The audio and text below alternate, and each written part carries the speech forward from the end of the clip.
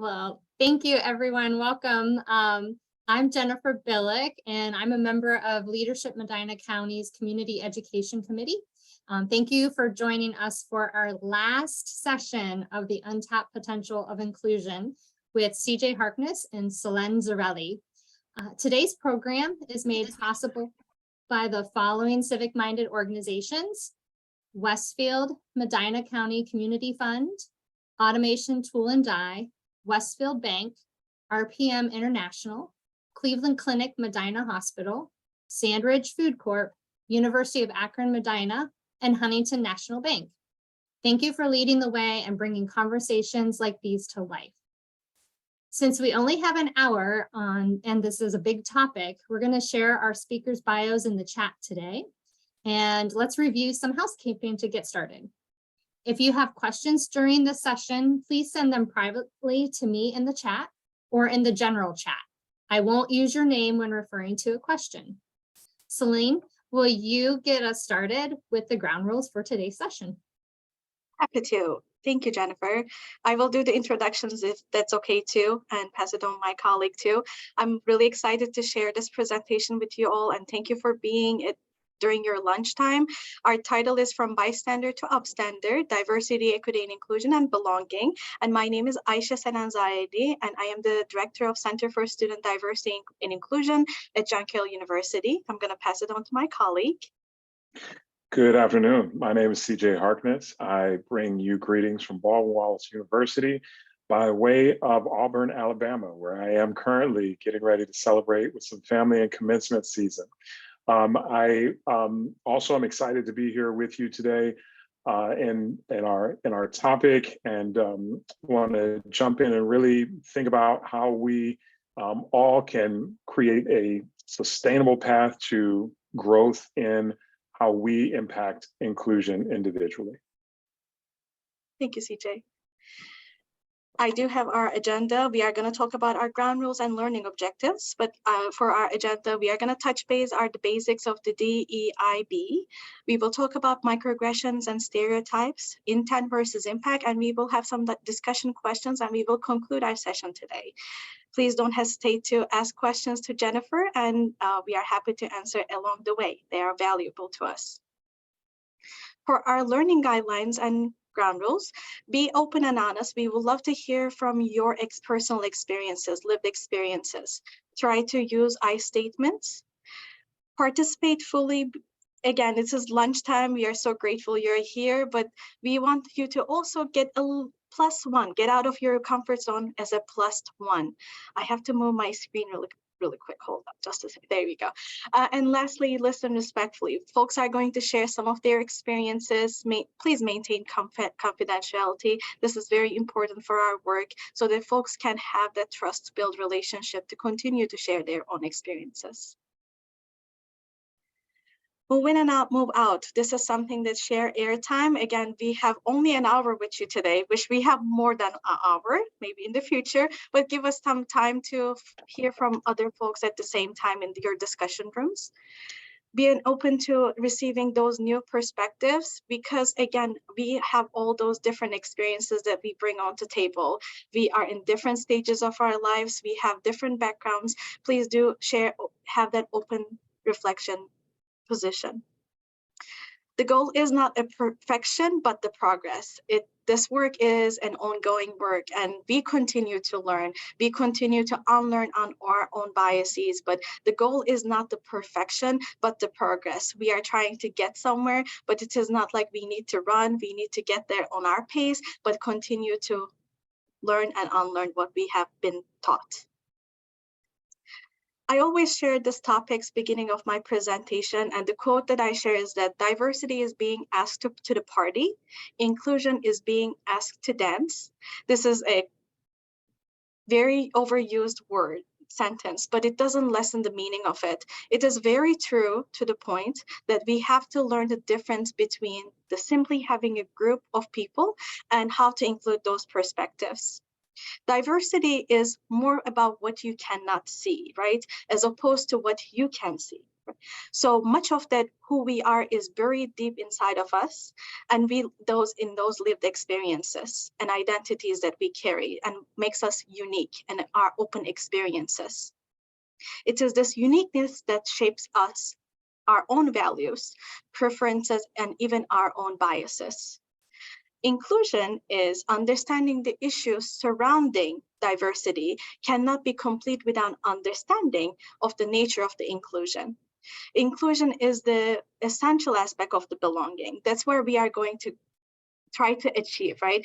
All these three aspects is to achieve that belonging. That's why it is very important. And that's why I always recap these terminology, because again, to get to that work in progress, to achieve the belonging.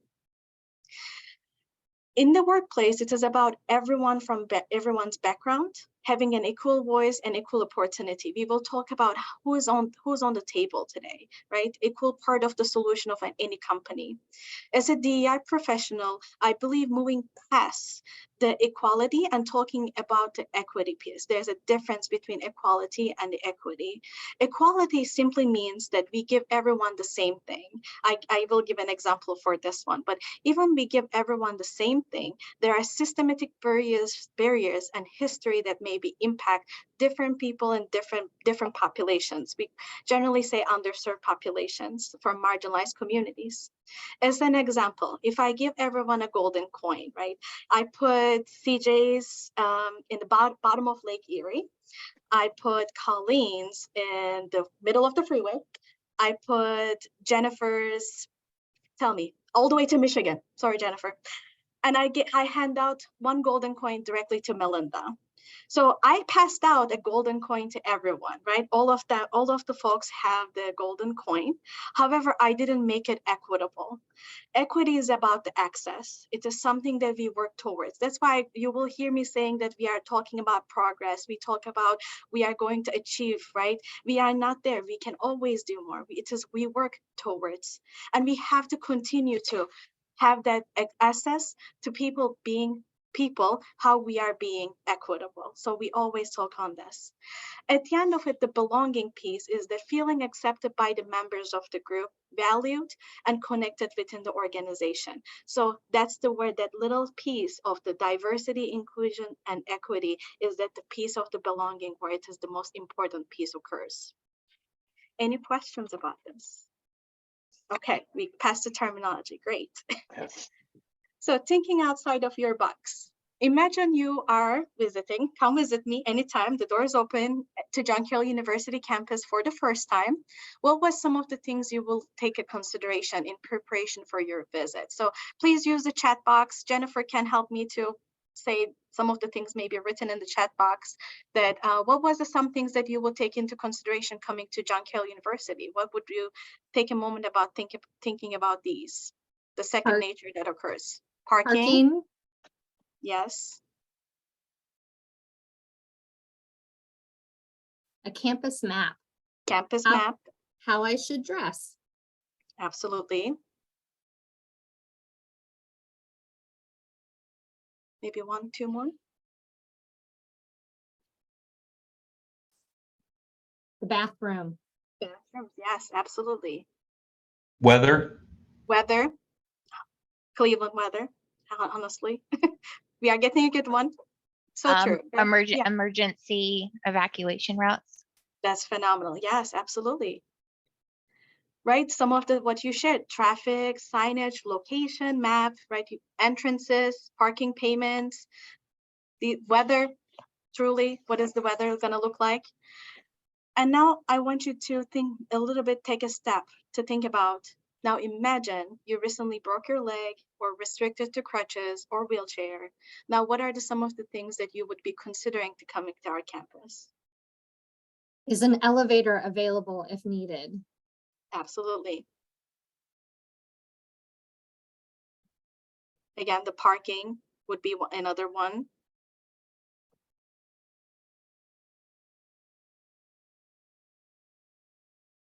Weather. Weather, yeah, absolutely. I don't have the privilege of seeing everyone right now, but I am able, I give my statement like I am able-bodied currently, right? But we don't know what tomorrow will bring, right? Tomorrow I might be in the wheelchair because of the circumstances, or I may break my leg, right? I do have a 4-year-old. Oh my gosh, I jumped a whole year.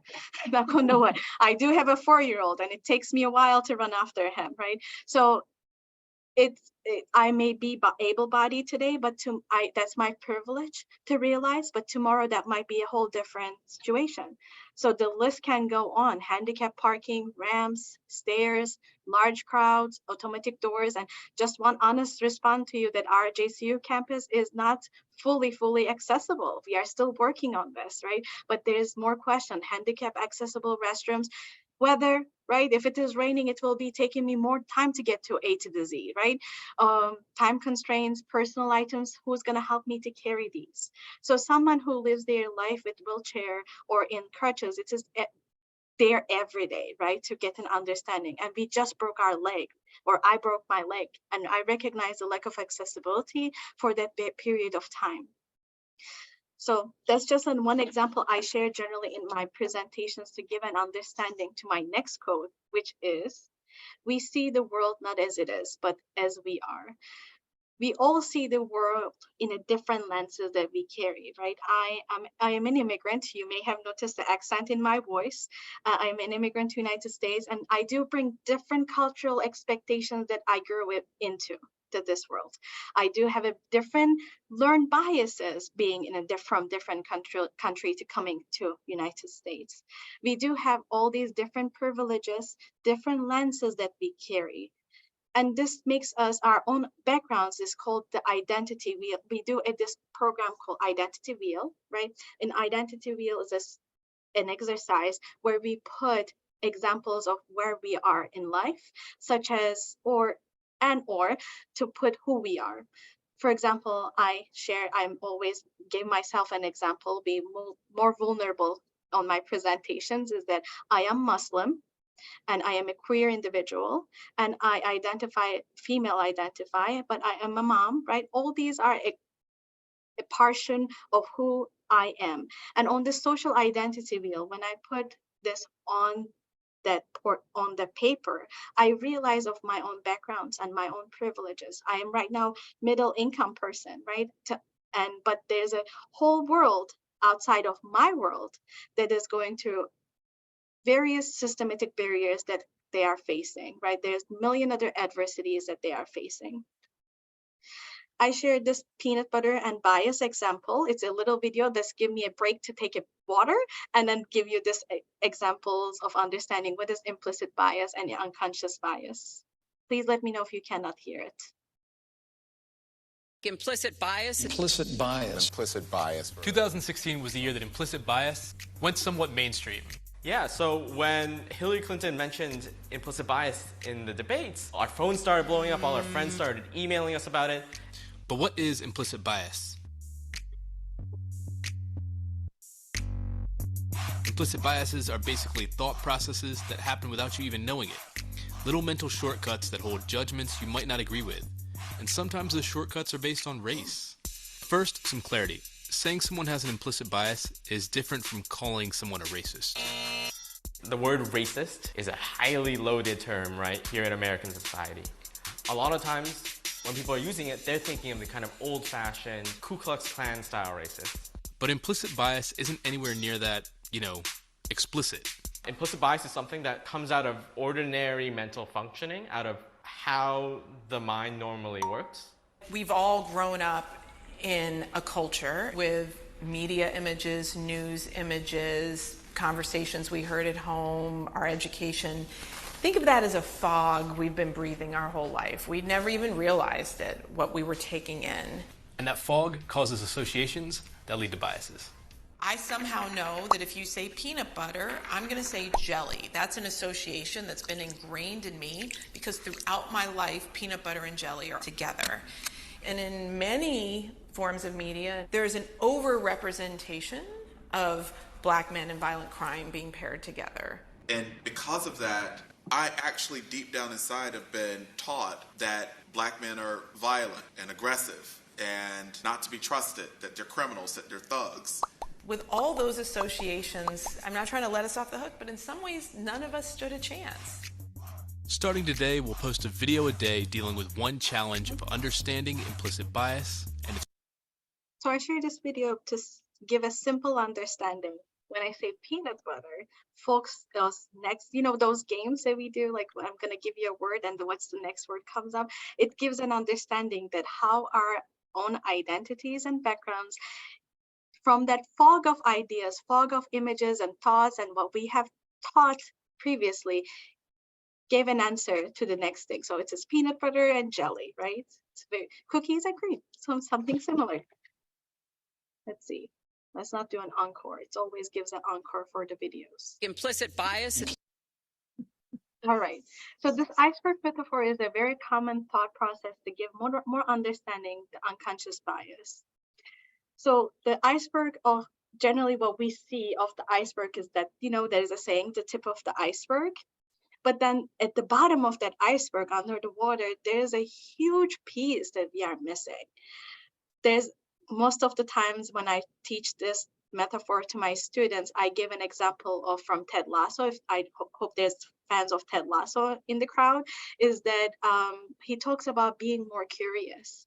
If we were more curious, we would ask more questions, and that's the bottom of the iceberg, right?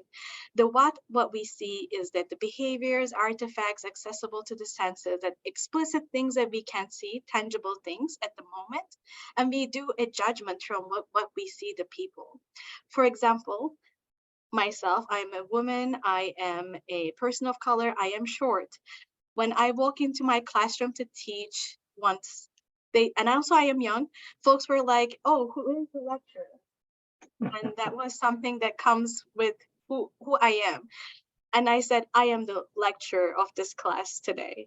So to give an understanding that they were not expecting a female, short stature, or a young person to be teaching that class, yet here I am, right? Folks were expecting something that maybe a male figure, taller, older. It was just that how that stigma that built that surroundings. But the bottom of that iceberg, there's that attitudes, that intangible things that might be maybe my own experiences that can contribute to this classroom. But that came out later, right? After I taught the class, we had conversations, that thought came that now they have a better understanding. A lecturer can be a person of color, a woman, short stature, and a young person.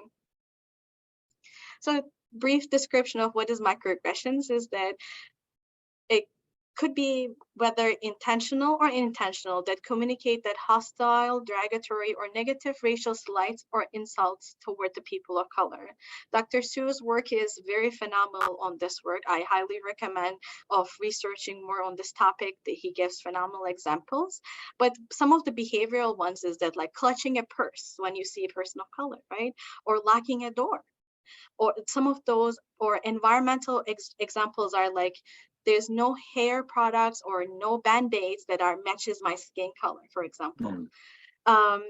Not just one rude encounter that occurs in the microaggressions, right? It happens often. That's why you see that little mosquito. When a mosquito bites, and I am allergic to mosquitoes too, when it bites, it continues to itch and grows. That's how it kind of the microaggressions are. For example, 9/11 is another example I share is that how the policy changes continues to cause in everyday interaction harder for the Muslim population, right? So there was this whole fog of ideas that thought that after 9/11 that all the Muslims that living in the United States or outside of the United States are against the United States, which continues on to this day, right? Islamophobia.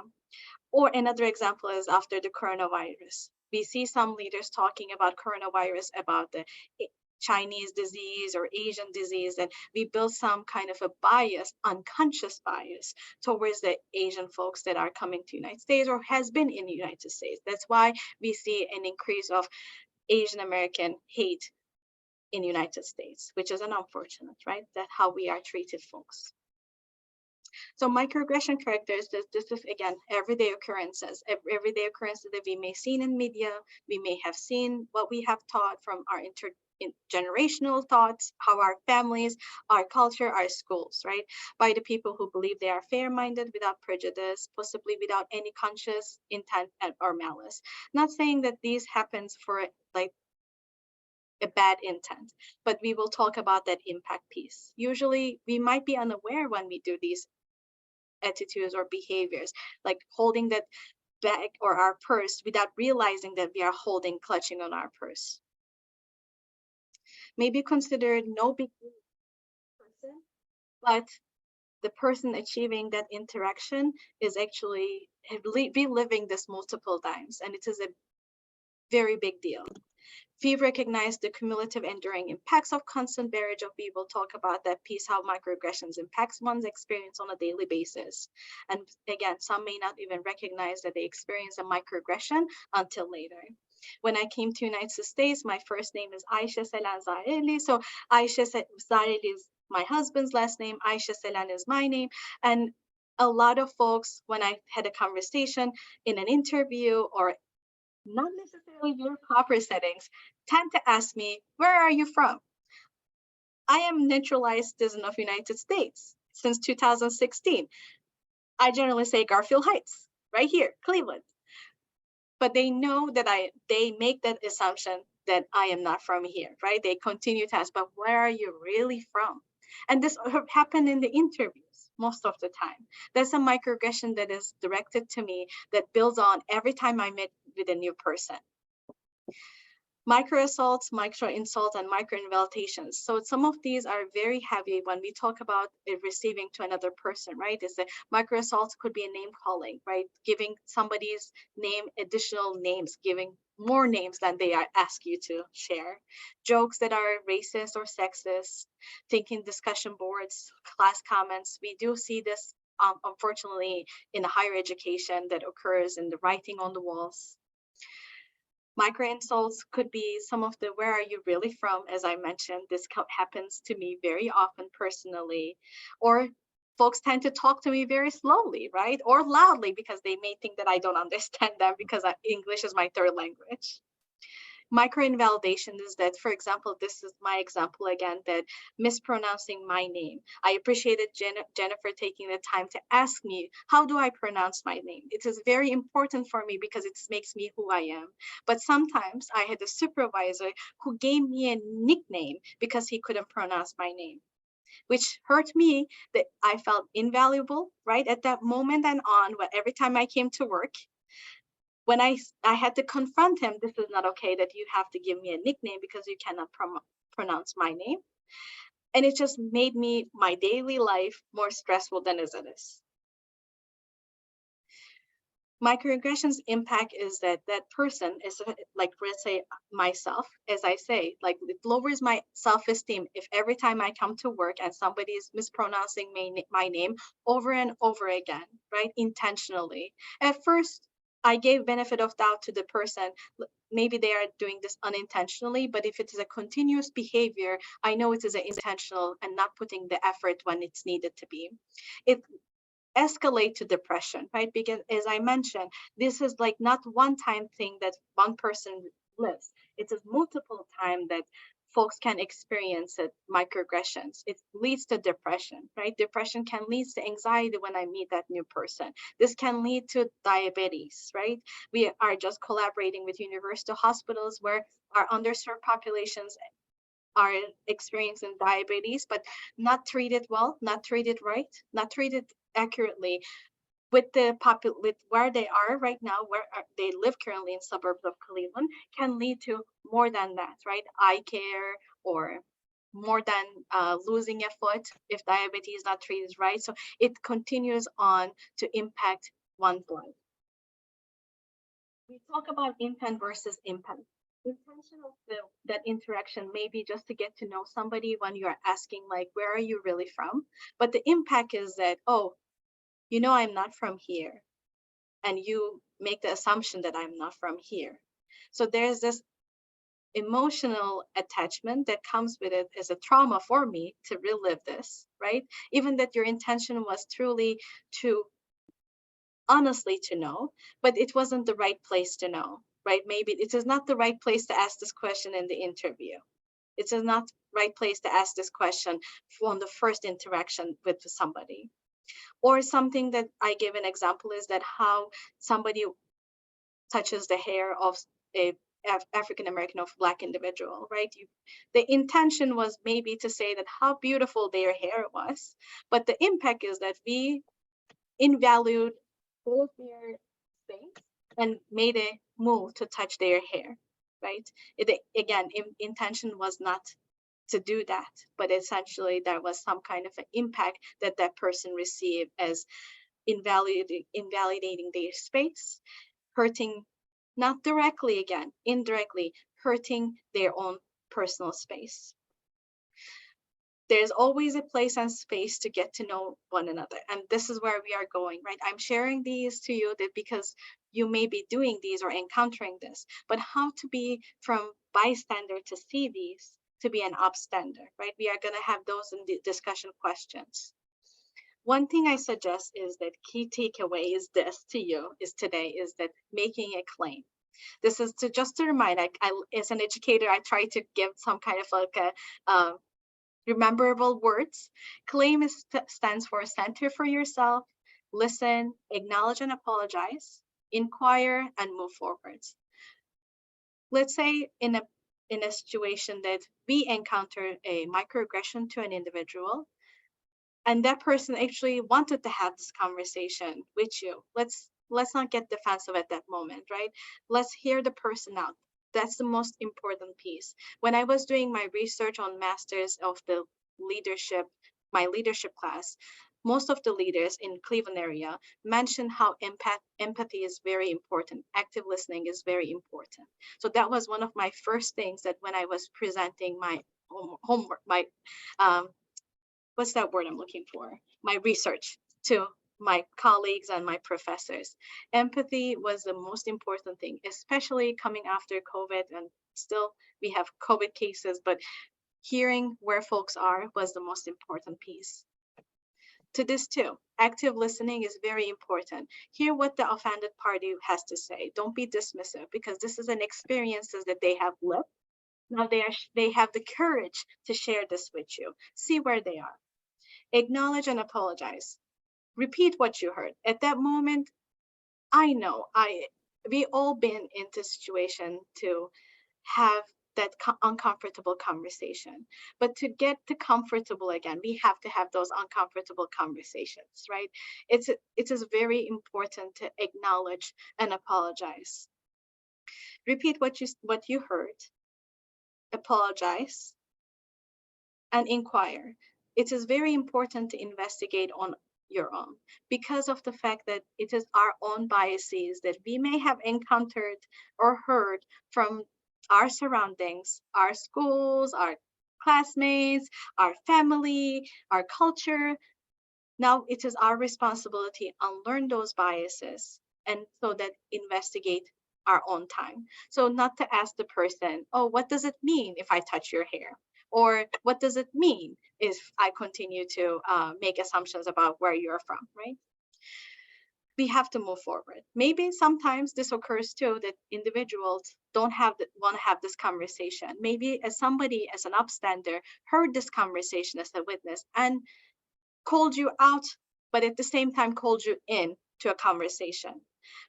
If the person who received the microaggression doesn't want to have this conversation with you, that is totally okay too.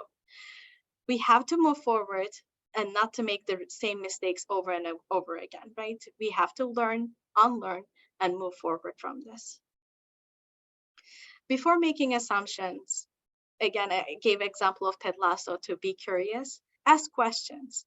Not necessarily, again, as we talk in the appropriate space, not at the interview, not in the setting that maybe you're just getting to know somebody, but further ask questions to inquire yourself, right?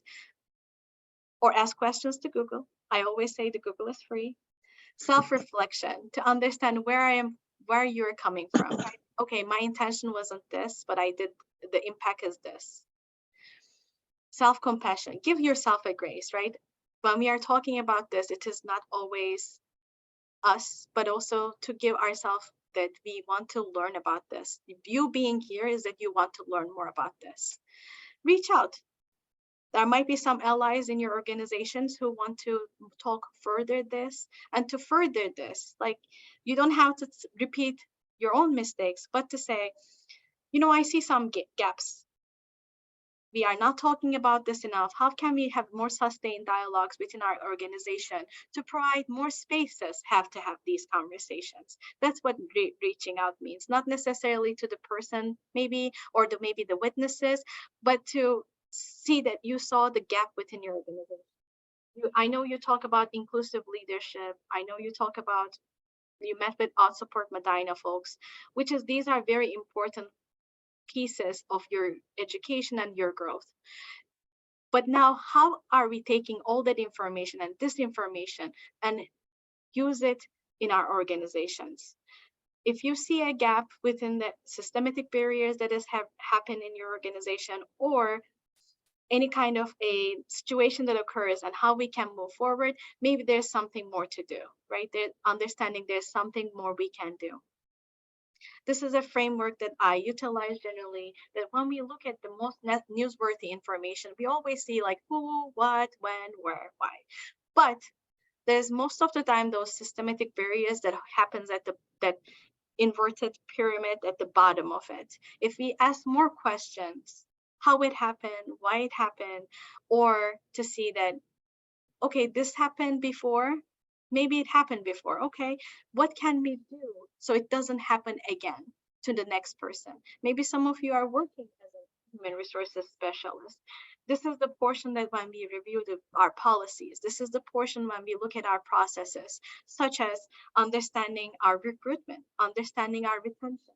We don't want to rehire and continue to rehire the good talent maybe we hired before, but why they are not staying? Is there, we have to ask these questions. This brings me about like, where does the work start, right? Work starts essentially when we tend to hire individual, before tending to hire the individual. Like when you're putting the job description, when you're putting an idea that we need this individual, and to build on retention, or how are we recruiting more diverse candidates to our pool?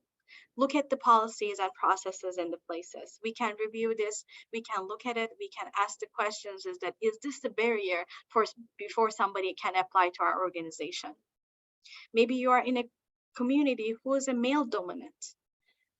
There's an opportunity to grow that too, right? There's maybe female candidates can apply to this role, but when they look at it, is your organization is available to have those female candidates? What does your maternity policy looks like? What is your culture of your organization is the key to understanding of how you can improve to your processes, policies. We have to look at ourselves first to move forward, right? Always thinking about like understanding the past, present, and so we can move to the future. This is another example that I share, is that this is a recruitment for one of the operas, and folks realized that the whole opera setting was truly just a male dominant, cisgender, and white. They had more conversation of where the issue was lying. They put, okay, so how about we have our unconscious biases when we are hiring, interviewing folks, or bringing the talent to us. Let's remove all the names of the candidates. Then they realized the second step was, when folks are coming to interview or present themselves, we have unconscious bias because we see them, right? Because now we know there's a female individual, there's a male individual, so on. They put the curtain over. So to the point of that, you will realize there's no shoes of this candidate. Because folks realize unconsciously when there's a curtain, there's no name, but this individual got invited because of what they are wearing at that time. They were wearing high heels, that folks were thinking that, okay, this is a female identified individual. So they ask to remove their shoes before they got to the stage, to give an understanding that even all these pieces occurs, we still have those unconscious biases and we make those judgments. We see that top tip of the iceberg.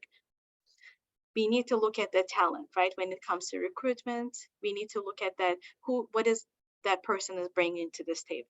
So this was one of the examples that many of the organizations take in when it comes to recruitment. So common shortcomings that I share within the organizations, that the one saying, commitment without a currency is a counterfeit.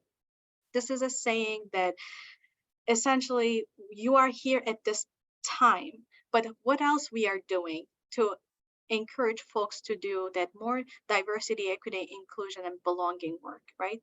Keeping that retention. This comes with putting putting your money where your mouth is.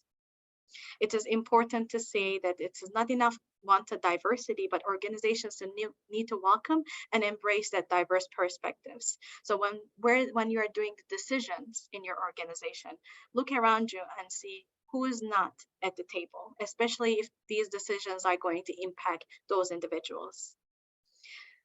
If your organization has a diversity, equity, inclusion, belonging person, it is not just their responsibility to take the lead on everything.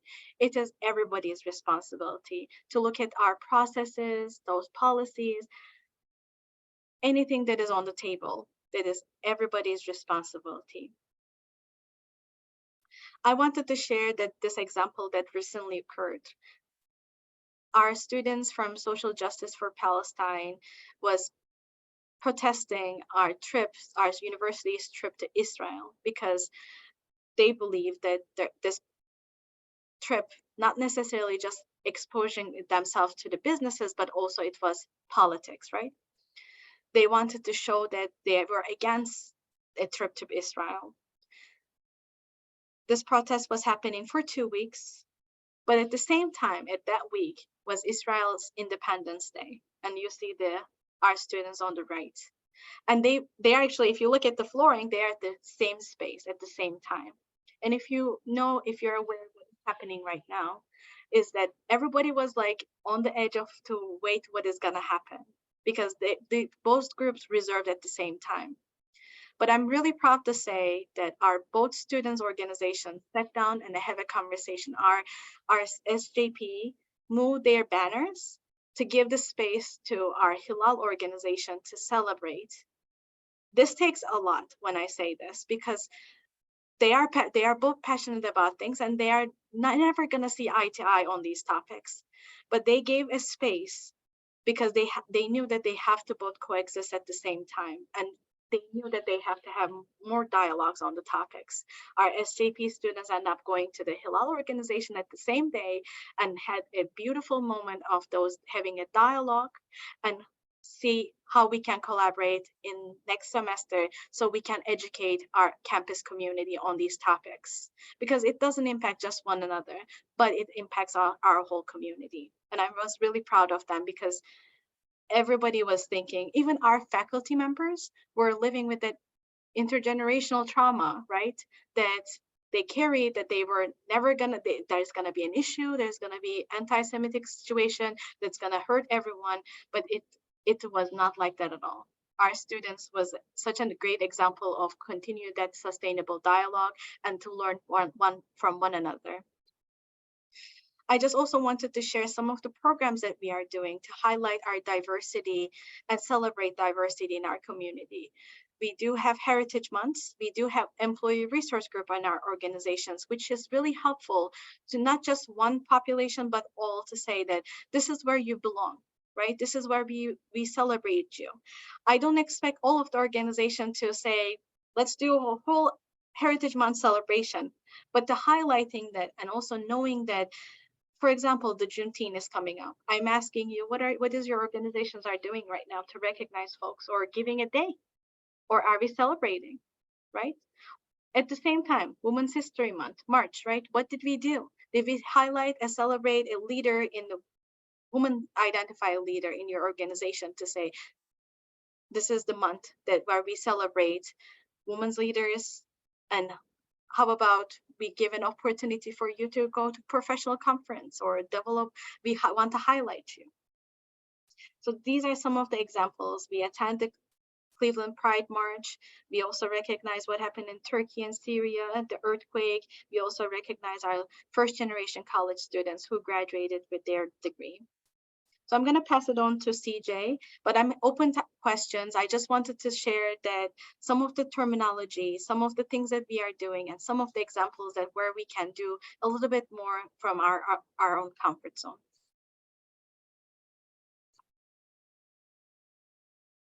Thank you, Selen. Thank you so much for a wonderful, wonderful overview. If we were in person, I would ask everybody to give a hand for that overview, because you got in about 40 minutes the baseline of knowledge that I think we all need to start this journey. And when we say start this journey, we mean journey. One of the things that's important to note, anytime we're talking about diversity and inclusion, equity, belonging, is that this is something we continue to understand as we understand humanity, as we understand how our experiences affect us, as we understand how the narratives of history affect us, as we understand how the systems of our current world affect us. We are constantly growing. We are constantly growing. All of us are people who are both affected negatively by systems of oppression, but also at times benefit from systems of oppression as the intersectionality of our identities comes into clear focus. And so with that, we wanted to not just give you the sort of slides and bullet points, but we wanted to recognize today that the growth occurs also when we are openly and consistently and intentionally thinking about in deep reflection and learning from each other along this journey. You see on your screen 2 discussion prompts, and shortly we'll be broken into breakout rooms for a little while here. And we're going to discuss these, and I really want us just to deeply reflect. As you're thinking about these questions, I want you to think about these 2 scenarios, a time when there was an opportunity to be an upstander, or in other words, a time when there was an opportunity for you to act, to intervene, to say something, to do something about something that you saw or became aware of that was an issue that failed the test of inclusion. And the second question that we would like folks to respond to in these breakout rooms is a time when there was an opportunity to be an upstander that you did respond in a positive and productive way. Then we're going to come back